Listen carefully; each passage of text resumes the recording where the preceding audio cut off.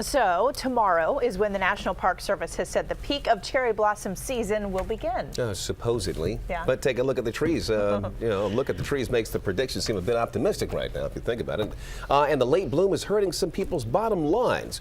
Candace Gibson joins us now from Haynes Point in Southwest Washington. Candace, how's it look out there? Yeah, and Leon and Allison, specifically Haynes Point, because National Park Service used the trees, the cherry trees here, as sort of a gauge. These guys usually start popping out about a week before the ones on the tidal basin, and they started to bloom last Saturday.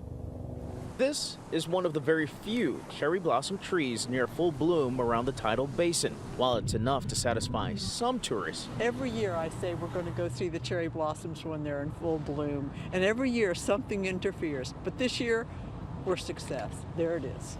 that one tree. There's another one.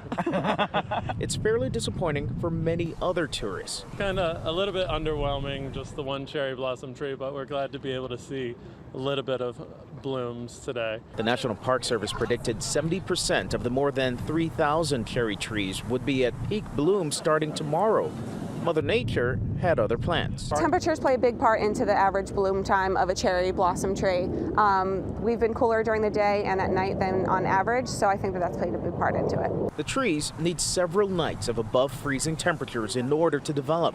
Our weather hasn't delivered too many of those, and now Park Service officials say they expect the trees won't even begin to bloom until Saturday. All of this is having an impact on the 2-week-old National Cherry Blossom Festival. Smaller crowds are braving cold to walk around the basin, and vendors say sales are down from previous years, with few people even browsing. If it was a few degrees warmer, wouldn't everyone love that? But we can't plan for the weather, and so we just plan as best as we can with the offerings that we have for people.